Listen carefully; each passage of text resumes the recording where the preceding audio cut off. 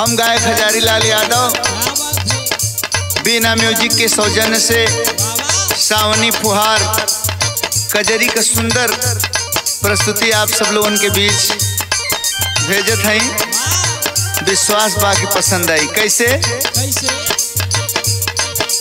सखी हो जब जब बहे पवनवा, सखी हो जब जब बहे पवनवा, याद आवे सजनवा ना।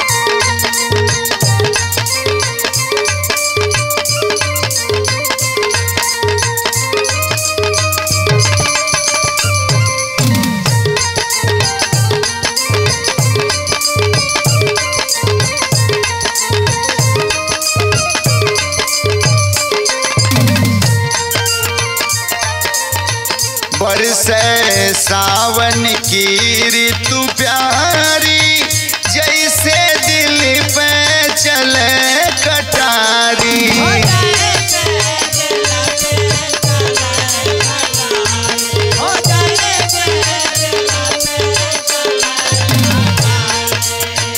बरसे सावन की ऋतु प्यारी, जैसे दिल पे चले कटारी हो, जैसे दिल पे चले कटारी।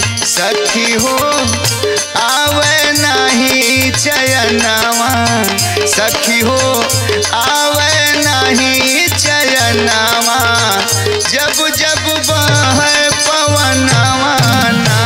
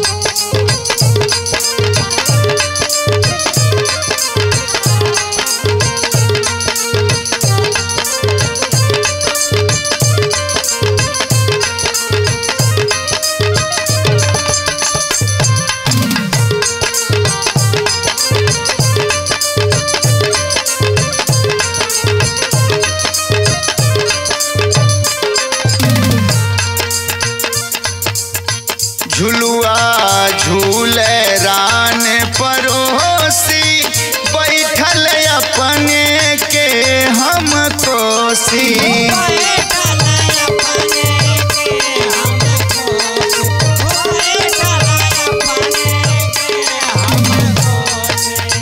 झुलुआ झूले रान परोसी, बैठल अपने के हम कोसी हो, बैठल अपने के हम कोसी। सखी हो सखी हो बरसे दोनों नयनवा, सखी हो बरसे दोनों नयनवा, जब जब बहे पवनवा ना।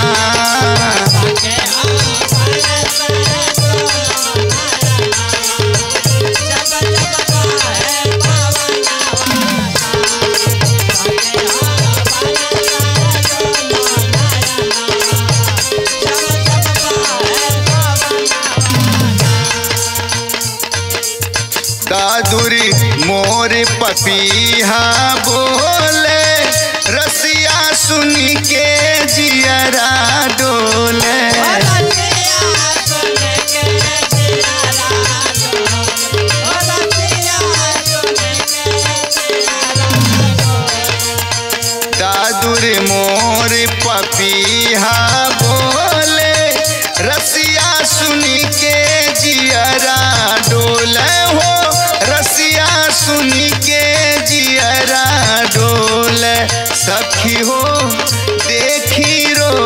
सपनावा सखी हो देखी रोज सपनावा जब जब बहे पवनवा ना